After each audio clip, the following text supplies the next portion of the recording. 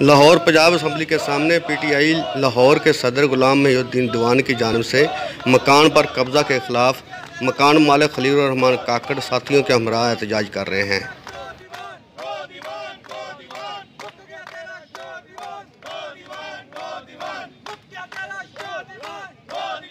भाइयों का इंतहाई मशकूर हूँ और ख़ास तौर पर आज अपनी बहन उज़्मा कारदार साहिबा का कि वो हमारे दरमियान मौजूद हैं।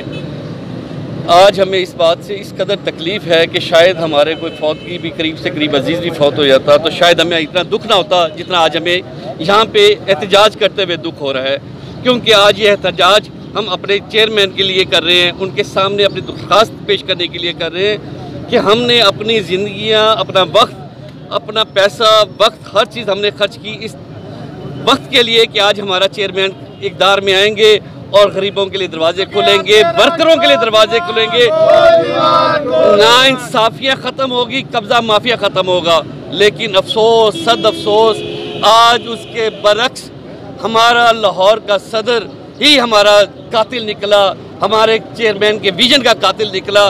आज मैंने अपनी ज़ाती घर जो अरसा दराज से जब से हमारा आबाई घर है वो वहाँ पे मैंने इनके रिक्वेस्ट पे नवंबर 2019 को मेरे पास आए कि जी मैंने लाहौर का सदर बन गया। मेरे पुराने सीनियर रहनुमा दोस्त मेरे पास आए, उन्होंने कहा खान साहब ये घर जो है आपके लिए हमने क्यों पार्ले भी पार्टी के लिए वक्फ किया हुआ था, तो आप इसमें दीवान साहब आए हैं तो दीवान साहब को आप यहाँ पे बैठने की इजाज़त दे दें। मैंने कहा जी बिल्कुल हाजिर है, हमारा खून भी इस जमात के लिए हाजिर है, हमारा वक्त तो हमने दिया है। मैंने बगैर किसी मुझे इन्होंने किराए के लिए कहा, मैंने कहा मेरे अपने चेयरमैन के लिए मेरी हर चीज़ हाजिर है, अपनी जमात के लिए हाजिर है। मैंने वो घर इनके हवाले कर दिया। 2 माह के बाद दीवान साहब ने मुझे कहा कि खान साहब यहाँ पे रोज़ कोई ना कोई लोग आते हैं मेरे पास, तो हमें कुछ ना कुछ यहाँ पे कमरे कम हैं, एक आधा कमरा मैं बनाना चाहता हूँ। मैंने कहा जी आप बना लें। उसके ऊपर उन्होंने मुझे कहा अच्छा फिर जो कमरे के ऊपर लागत आएगी और जो हमारे इस पर ख़र्चे है वो आप मुझे किराए की शर्त में लिख के दे दें। मैंने कहा जी मैं किराया तो ले नहीं रहा आपसे और ना मैंने लेने आपसे, यहाँ पे तो 2 मरले के घर का किराया 1,20,000 है, तो 2 मेरे 17 मरले जगह है, यहाँ पे आपने 2 कनाल जगह के ऊपर आप बैठ गए आके, तो आपने जितने दिन इस्तेमाल करना है आप करें, आपकी ये पार्टी के लिए है। लेकिन दीवान साहब ने उस वक्त जो है मुझे कहा कि जी आप एक कागजी कार्रवाई के लिए मुझे इस दस्तखत जो है किराएनामे पे दे दें कि हमारा इसके ऊपर कोई तकरीबन 18 लाख 15 लाख हमारा खर्चा आएगा, आप मदो कम व बेच जो है जो इस पर तामीरात का खर्चा है वो किराए में लिख के दे दें। उन्होंने मेरे से दस्तखत करवा लिए और वो किराएनामा में जो कि मार्च में वो भी ख़त्म हो चुका है, लेकिन उन्होंने मुझे कहा कि नहीं 1 जून से आप ले लें। मैंने उन्हें 1 जून से लिख के दे दिया। उसके बाद मुझे कहने लगे यार सर ये रमज़ान शरीफ से 1 माह पहले की बात है, कहने लगे कि खान साहब आप यार ये घर मुझे बेच दें। मैंने कहा दीवान साहब ये मेरा आबाई घर है, मैंने पार्टी के लिए दिया है, ना मैंने कभी आपसे किराया लिया है ना कभी लूँगा, ये घर पार्टी के लिए है। तो उन्होंने कहा कि मुझे यहाँ पे जो है जगह लेनी है। लाहौर ज़िले के रुकन ने मुझे कहा कि खान साहब आपने जगह तो अपनी मोहब्बत में दे दी है, आप अच्छे इंसान हैं, पार्टी से मोहब्बत करते हैं, चेयरमैन साहब से मोहब्बत करते हैं, आप ऐसे करेंगे जब आप दीवान साहब से खाली कराएंगे तब आपको पता लगेगा। माहर वाजिद अजीम का नाम लेना सर, मैंने उन्होंने कहा मैंने कहा कि मैं दीवान साहब से मुखातिब हुआ। मैंने कहा सर ये क्या कह रहे हैं, और नहीं यार तो झूठ बोलता है यार, मैं भी करता रहता है। मैंने उसके ऊपर मुझे शक गुजरा, मैंने दीवान साहब को कहा, मैंने कहा दीवान साहब आप मेहरबानी करें, आप मुझे रोज़ घर नोटिस बेदखली का दिया। जब मैंने उन्हें नोटिस दिया तो उन्होंने जाके मेरे खिलाफ स्टे लेके आ गए और उसके बाद रमज़ान शरीफ के आखिरी अशरे में मेरे खिलाफ चोरी की दरख्वास्त थाने में दे दी। ईद से 3 दिन कबल ख़ुद थाने में तशरीफ़ ले गए, मुझे SHO के सामने बुलाया और मुझे कहने लगे कि आप जो है जुलाई 2023 तक मेरे साथ आप एग्रीमेंट करके दें। मैंने कहा जी मैंने आपके साथ 1 सेकंड का भी नहीं करना, आप मेरा घर खाली करके दें। उसके ऊपर SHO कहने लगे बस इन्होंने बंद करो, इन्होंने ईद जेल च गुजारो, फिर इन्हें दिमाग ठिकाने आएगा। मैंने कहा बल्कि ईद के बाद मैंने दीवान साहब के पास आया, मैंने अपने ताल्लुक वास्ता अपने सीनियर रहनुमाओं से रिक्वेस्ट की, मैंने DIG साहब से रिक्वेस्ट की, मैंने SP साहब से रिक्वेस्ट की, उन्होंने मेहरबानी की और वो मेरी इनकी दरख्वास्त को खारिज कर दिया। रिक्वेस्ट कर रहा हूँ, मुझे हया आती है कि मेरी पार्टी जो है उनके लिए मैं कोई ख़िलाफ़ बोलूँ, आप उसके जो है आप मेहरबानी करें, आप मेरे बड़े भाइयों की तरह हैं, मेरा घर खाली कर दें। उसके ऊपर उन्होंने मुझे कहा कि ख़बरदार आइंदा तो मैंने फ़ोन नहीं करना है, तू जा अदालत का दरवाज़ा खड़ा, कानूनी तरीके ना मेरा लेना है। तो मैं उसके बाद मेरा उसके ऊपर वहाँ पे 2 कमरों के ऊपर मेरा वहाँ पे ऊपरले हिस्से पे भी एक कमरा है मेरे पास जो मैंने दूसरे लोगों को दिया हुआ है, वो भी पार्टी के रुकन हैं, वकला हैं, वो जाते हैं बेचारे पार्टी का काम करते हैं। एक नीचे कमरे में मेरा सामान है, तो मुझे उन्होंने कहा कि अगर ये बंदा यहाँ पे दफ्तर में आ जाए तो इसे बेइज्जत करना है, अगर ये ना माने तो इधर पैरों से फैर मार दो।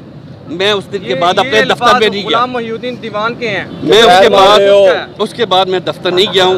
मेरे पास कोई हक नहीं, कोई राय, मेरे पास कोई दरवाज़ा नहीं रहा है। मैं आज अपनी बहन उस्मा कारदार का दिल की गहराइयों से मशकूर हूँ कि आज वो हमारे दरमियान में मौजूद हैं। हमारे चेयरमैन का विजन है कि आज वो कब्ज़ा माफिया के खिलाफ खोखरों के घर गिरा रहे हैं, अरबों रुपए की जगह बारगुजार करा रहे हैं, लेकिन एक 4 साल का आया हुआ सदर को हमारे सर के ऊपर बैठा दिया है, जो कि एक माफिया है। और ये बिला मुबालगा नहीं है, आप जाके देख लें कि सारा दिन बैठेंगे तो एक वर्कर दफ्तर में नहीं आएगा, क्योंकि वहाँ सारा दिन पैसे की ट्रेड चलती है। खड़े हुए हैं। इन्होंने जब मुझे फ़ोन किया तो मैं तो खुद एक अदना सी कारकुन हूँ PTI की, और प्राइम मिनिस्टर की विजन के साथ हम लोग चल रहे हैं। उनका भी जो उनकी जंग जो है वो कब्ज़ा माफियाज़ के साथ है, और यहाँ पे अगर हम अपने कारकुनों को इंसाफ दिला सकेंगे तो फिर हम दूसरों को कैसे दिलाएंगे। तो आज हमने अपने कारकुनों के साथ खड़ा होना है। आपने सारी उनकी रवादात तो सुन ली है। ये वो मुखलिस कारकुन हैं जिन्होंने साल से पार्टी के लिए बग़ैर किसी मुआवजे के अपना घर दिया ताकि पार्टी के इस्तेमाल में आए, और हमारे जो कारकुन हैं वहाँ बैठ के अपना काम कर सकें पार्टी की खातिर। तो आज उनको ये दिन देखना पड़ रहा है कि उनकी कोई सुनवाई नहीं हो रही है, और उनके ऊपर उनके घर पे जो उनका जद्दी आबाई घर है उसके ऊपर ज़बरदस्ती कब्ज़ा करने की कोशिश की जा रही है। तो मेरे ख्याल में ये बहुत एक जुल्म वाली बात है, और प्राइम मिनिस्टर इमरान खान जो है वो इस जुल्म के ख़िलाफ़ ही निकले हैं, और मुझे पक्का यकीन है कि वो इनकी कारकुनों की आवाज़ का नोटिस भी लेंगे और इनकी दादरसी भी करेंगे, और इनको इंसाफ भी मिलेगा इंशाल्लाह। नाम मुबीन भट्ट है, मैं UC 40 का कोऑर्डिनेटर हूँ। ये दीवान गुलाम मोहिउद्दीन साहब जो हैं ये हमारे पार्टी के सदन हैं लाहौर के, और इन्होंने पार्टी के ऑफिस पे जो खलीलुर रहमान काकड़ साहब का है उन्होंने पार्टी के लिए दिया हुआ था, इन्होंने इसके ऊपर कब्ज़ा कर लिया है। और जब इन्होंने कब्ज़ा कर लिया, इनको हमने नोटिस दिया कि ये कोठी को खाली करें, तो इन्होंने खलीलुर रहमान काकड़ साहब के ख़िलाफ़ पुलिस को झूठी चोरी की दरख्वास्त दे दी। फिर वो दरख्वास्त कैंसिल हो गई, उसके बाद ये स्टे ले आया। हमारा मौक़िफ़ ये है कि इसको फौरी सदारत से निकाला जाए और इसके ख़िलाफ़ इंक्वायरी की जाए, और खलीलुर रहमान काकड़ साहब की जो कोठी है बाज़याब करके उनके हवाले की जाए।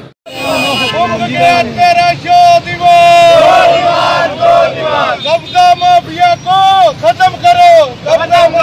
लाहौर से नहीं, पूरे पंजाब, पूरे पाकिस्तान में इसका दायरा फैलाएंगे। इसको कानून और आइन के दायरे में लाते हुए इसके ऊपर पर्चे दर्ज करवाएंगे, और इंशाअल्लाह अज़ीज़ जो नुकसान वज़ीर-ए-आज़म साहब के विजन को हुआ, जो उनके एतमाद को हुआ, जो पार्टी का वकार मजरू हुआ, अरबों रुपए का हर्जाना हम तुम्हारे से वसूल करेंगे, तुम्हें गली गली घसीटेंगे। रुक गया तेरा शो दीवान, माफिया को खत्म करो।